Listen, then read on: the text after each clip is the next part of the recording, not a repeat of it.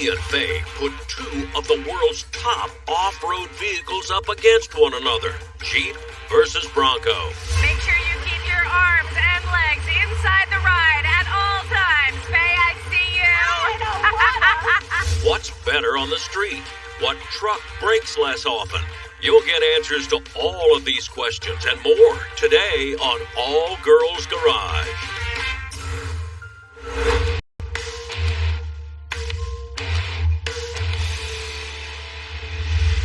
What's going on, everybody? Welcome to All Girls Garage. Today we have a little something different for you. Well, something different, actually. We've heard of Ford versus Ferrari. Now we're doing Ford Bronco versus Jeep Rubicon. We understand that there's emotional connections to both of these vehicles because of their super cool history. Yep. They're both deeply rooted in the overlanding, off-roading past. So there are very strong cult followings behind both of these vehicles. We don't happen to be in either one of those cults. So I feel like we're really good to take an objective, look at both of these vehicles, talk about pros and cons, why someone would choose one over the other, and maybe at the end of today, we will both form an opinion on our favorite out of the two. Maybe. If we're talking engines only, this would be the clear winner because this is the 392 package. It's the big bad boy. So not only is it the four-door Rubicon, but it also has that big old 392 crammed in there. 470 horsepower, 470 torque, 6.4 liter. It's ginormous. It's the clear winner when it comes to engines between these two specific setups. Right. However, which is why that's the last you're going to hear us talk about engines for right now because then we obviously... Comparing trim packages to trim packages isn't really a fair comparison. We want to compare the base, the heart of the vehicle, right? You can get a different engine option in either vehicle, so that's not really a fair comparison. So we want to look at the deeper level stuff, right? Yeah. And, we're going to be doing a little wrenching and addressing some of the issues that are sort of common to both of these as a failure point for someone that wants to use it more than just, on the street, which, let's face it, these are not designed to stay on the street. They kind of are. One might argue. Well, so, with that, let's no put these more engines away. We're done with these. All right. Oh, my gosh. What? This is, the heaviest hood. What? Oh, well, Feel this thing. Oh, okay. It's got that whole ram air system in there. Yeah, it's got accoutrement. That is heavy. You're going to pass me those nuts? I would love to. Would you hold my nuts? Then I can be more than just emotional support.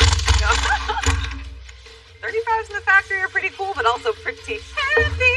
No. All right, so earlier Faye was saying that both of these cars are really built for off-roading, and so I kind of contested that a little bit. And yes, they are built for off-roading. However, there's some pretty significant differences between the Jeep and the Bronco when it comes to the front suspension and its suitedness for off-roading, I guess I should say. And that is independent front suspension on the Bronco. Yeah, absolutely. There's a few cons if you're going super extreme off-roading. Obviously, these are a little bit more difficult to get a good lift out of if you want to go extreme because we're limited by these axles and look how short they are. Yeah. They're so little. Hard to get articulation out of unless you have a lot of money to spend, but I don't know, then you're in a different category of vehicle owner. Right. And actually, while we're sort of looking underneath the vehicle here, we can see one of the shortcomings that we're going to be addressing today, and that is the beefiness or lack thereof. Yeah, exactly. I didn't really want to start being mean to them right after that, but this is true. We've seen quite a bunch of videos actually. People trying to take these stock off-road and snapping these tie rods. Yeah. So, we've got a solution. So now, on the flip side, I will say this. Well, there are some drawbacks when it comes to pretty hardcore off-roading based on the independent front suspension. Kind of one could argue on the other side is that, 70, 80, maybe even 90% of the buyers of both Jeeps and Broncos are not really off-roading them. They're driving them on the road. And so the IFS, independent front suspension, in that scenario, is a huge benefit because if you're driving it for a little bit of mild off-roading but really just want to have a fun vehicle to drive around as your daily driver, then IFS is a total win. It's way more smoother on the road. Yeah, but for this person's application, they were hoping that we could beef up these tie rods. So, shall we start taking these apart? Bogi, I will get tools. Yes. Okay, excellent. All right, sounds good.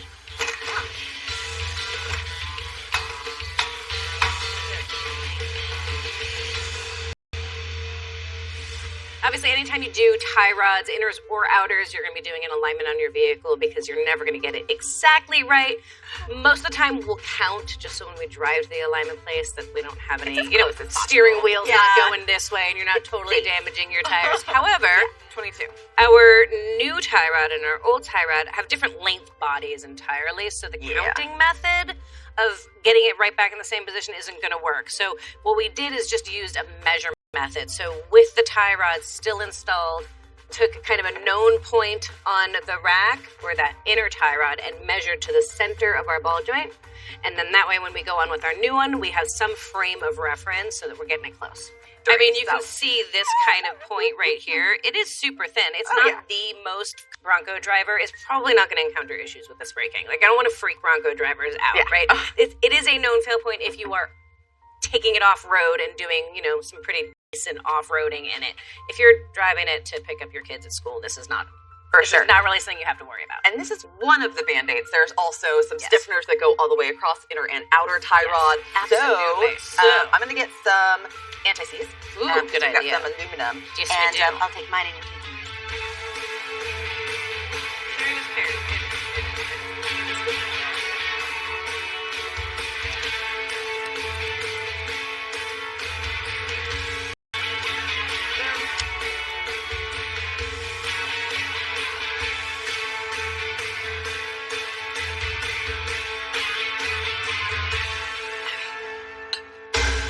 Bogi and Faye have the weak tie rods replaced with something stronger. Next, they'll make some other upgrades to the exhaust and take it on their first joyride. Pedal Commander is a programmable throttle response controller that changes the driving experience of your vehicle for the better. Whether you're looking to unleash the hidden potential of your engine and eliminate throttle lag, or maybe you'd like to increase the fuel economy for that long road trip you're planning, or maybe you're hoping to gain better traction off-road or improve your towing performance.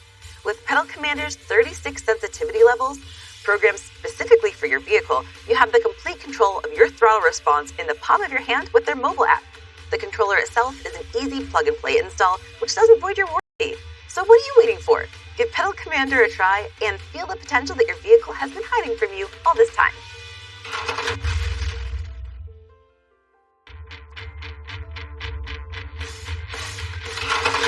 Welcome back to All Girls Garage, everybody. Bogi and I got our tie rods wrapped up front, and we got them as close as humanly possible, without machines, that is. Yes. So we'll be fine. And we're turning our attention to the back of the vehicle. Now, I know that at the very beginning we kind of alluded to a whole bunch of problems on these to make them sort of equal. Although I, for one, can say that my problem with every single one of my cars is that they are not loud enough. So while this is not specifically the customer's problem, it ought to be. In order to, give this poor Bronco a fighting chance, we need to give it a loud, mean exhaust. Yeah. To make that poor little engine sound bigger and better. Yeah, maybe we can hear some little turbo whistle or something like that, and that will maybe put them on the same level. But while we're back here, we're just sort of comparing, once again, side by side, the two in terms of suspension that we're seeing in the rear. Now, an interesting thing is that they actually have extremely similar, not quite identical, but extremely similar rear axles. Yeah, they both have Dana 44s, which is cool. Now, one area that they are different is in a spring situation. On the Bronco, we have a strut situation with a additional kind of mounted reservoir on it. So, a little bit of a difference there. There's pros and cons to both setups, really, so it's not necessarily a clear winner. It's just something to know about. That's really the differentiator on the back axle here. Absolutely. Let's go ahead and start removing this muffler. Yes, we're just doing the muffler, right? Yeah, I'm pretty sure that we're taking it off there. Okay.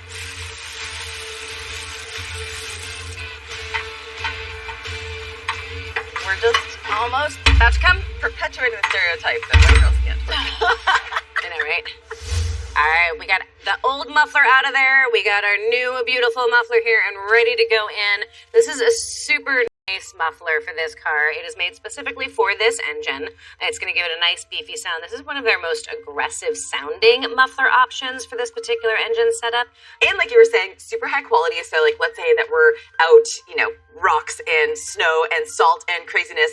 This will be able to stand up to, some unfortunate weather conditions. Yeah, it's 3 or 4 stainless, so it's going to hold up better. That one may see, out on the trail. So this is a good upgrade for multiple reasons. And one of the features of this exhaust is that it changes the location like slightly of one of the hangers. In fact, our factory hanger is going to get in the way. Right. So this exhaust comes with a new hanger that we will be installing first. Yes. So that we have something to hang this exhaust on. Yeah.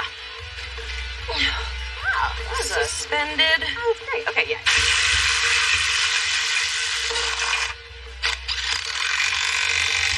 Awesome. 23 foot-pounds. I am very excited to hear what this sounds like, and Me too. I haven't driven one of these before, so it's about time. Me neither. Perfect. And we need to free up the space on the lift because we got some work to do on the Jeep as well. So, all right. All right, Let's bumper begin. on. Let's do it. Sounds good. Get this out of the way. We can grab that bumper and get this out of the way.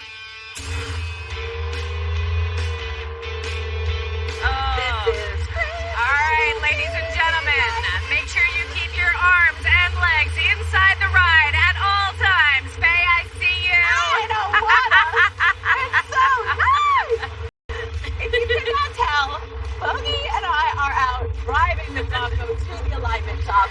It's lovely. And we decided that, since we're still trying to see which one we like better, pros and cons of each, we decided that we would enjoy one of the Bronco's greatest features, in my humble opinion, door removal. Yes. But I will say that what is a little bit more unique to Bronco is that you can keep your mirrors. So when you take the doors off, the mirrors are still on, which is a really nice feature. I think Bronco wins for on-road. We'll see if I change my opinion. All right. We'll see how we feel about off-road. I definitely agree with you in the sense that, my experience in off-road. Now, I'm going to hold my opinion until we drive the Jeep. Yes. That looks like a electric truck. That does look like electric truck. Wow. Not the electric slide, but the electric truck. The girls have successfully dropped the Bronco off at the alignment shop and are now ready to turn their attention to the Jeep Rubicon. They'll look at some modification spots on the Jeep in the steering and the drive shaft setup. All right, I know I'm not the only one who's ever wished for magnetic fingers.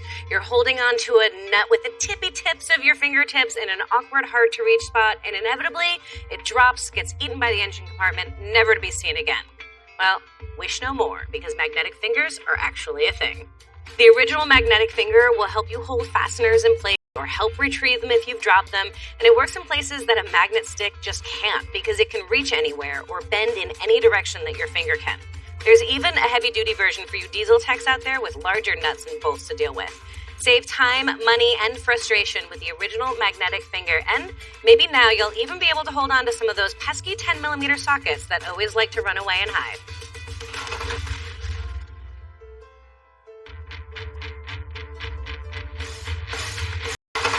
What's up, guys? Welcome back to All Girls Garage. We are moving forward into part 2 of our Bronco Rubicon face-off. Beginning of this episode, we've been all Bronco. Not necessarily in our opinions, just in the work we've been doing. And now it's time to turn our attention to our Rubicon. Well, for starters, obviously, there's no independent front suspension. We have this massive solid axle here in the front. And, there are some pros and cons to that. And you sort of hit on the fact that there are some cons to this style if you're going to be doing a lot of on-street driving with, family and friends going for comfy, because obviously when these two are connected by this solid axle, anything that happens on this side of the vehicle will also be felt on this side of the vehicle. So, you can't really get rid of that ride harshness entirely, no matter how hard you drive. Great for off-roading. Oh, yeah. But we know that from the statistics, right, the main demographic of Jeep these days is not off-roaders. The main demographic for Jeep is people who are just enjoying the ride. They're adventuring, they're going out and about, but they're not necessarily doing it off-road. So, and that's in not my a big opinion, deal. That's not a big deal, but that makes this a little bit of a drawback for me unless you're planning on off-roading it. But using it for an off-road purpose, that brings us to our first modification that we're going to be making today, and that is this massive tie rod and drag-link. So, you're probably thinking to yourself, this is what I thought to myself, those are already massive. What's the point of beefing these up? It's not hidden underneath any sort of plates or armor or anything like that. Not that those options aren't available. What is the first thing to hit an object if we're, say, going down some rocky terrain and there's a giant rock in the middle and we jump up and boom and oops, it's broken. So these are super heavy duty. Yes.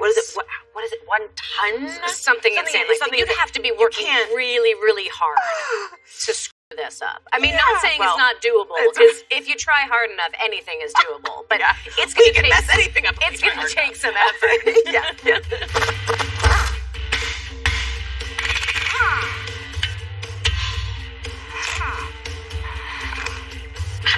Okay, so I think we gotta go up so that we can clear the little shock. Okay. Yep. And now we go down. Boom. And let's put it on the table. Okay. Aw. Look at that. Yeah. Wanna grab the other one? Yes.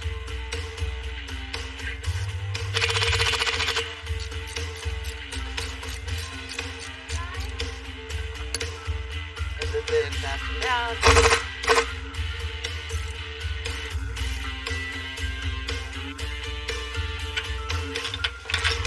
Oh, that definitely helps. I wonder if I'll be able to get it. A little pressure now. The new steering upgrade is bolted in, and now the girls can show you why the drive shaft can be considered an area for improvement. Then we'll see the second road test to find out if there is a clear winner in the debate between Jeep and Bronco. I don't know which one I would choose either. I'm not down for picking one or the other because they both have their pros and their cons. We've all been there. You walk out to the garage and see your tires flat. You think, I must have picked up a nail or a screw somewhere. But can it be fixed? Based on how tires roll, most screws land in the middle of the tread like this and can be removed and repaired with either a patch or a plug. But when you get a nail or object in the sidewall of the tire, this can cause damage to the inner structure once driven with the object, and most tire centers can't fix that. Since you have to replace your tire, grab a set of the TerraTrack ATX Venture from Hercules Tires. This all-season tire gives you two aggressive sidewall designs in one tire. The aggressive tread design gives you on-road comfort along with off-road traction when you're feeling adventurous. This 60,000-mile tread wear tire is backed by Hercules Performance Promise, offering a 45-day test drive program and road hazard protection, so you'll have peace of mind the next time you encounter tire damage from unexpected debris in the road. This tip is brought to you by Hercules Tires. Ride on. Welcome back to All Girls Garage, y'all. Bogi and I have almost finished up our tie rod and drag link. Obviously, we're going to have to do the final adjustments and tightening with the wheels on and on the ground, but, well, it's up on the lift. We're going to move on to another point that is commonly modified, upgraded, because, as we were alluding to, this might not be an all-the-time on-the-road driver. You may want to go off-road, and we can already see some areas where this has been a major improvement or upgrade over the original. Now, as we get there, we'll show you there are two sort of CV axle style joints at the ends of the current drive shaft. Correct. And this one is a double cardan style, which gives us like smoother articulation, and these are also much stronger, much beefier. Yeah, exactly. CV axles generally are going to be better for on-road driving, I feel like. They're smoother, but they're not as strong as U joints. But then as you get into more articulation, you get into more like extreme angles in your drivetrain, and then that's when things start becoming an issue with the U joints. But adding the double cardan kind of takes care of some of that, and this is the extra cool part about this. It's longer. So And when he lifts, which inevitably he's going to do. Yes. I'm assuming more articulation, more strain, less vibration, exactly. all the way around. This is going to be a huge improvement for us. Nice. Okay, now let's pull forward. Heck yes. And teamwork. Yeah, put it over here. The other way. Yeah. Almost there. Almost there. There we go. All right.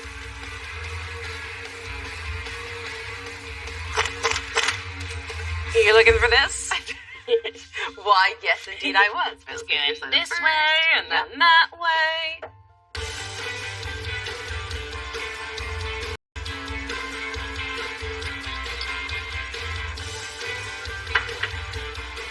All right, well, after we finish torquing up these last few bolts, I think we can get our wheels on, get the Jeep on the ground, and actually do our final tightening and figure out where that stabilizer is going to go. Nice. And then you know what that means?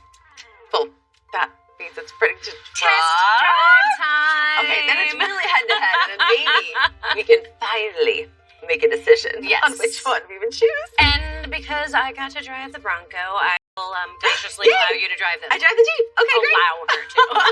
See how nice I am? All right, let me tighten these things down.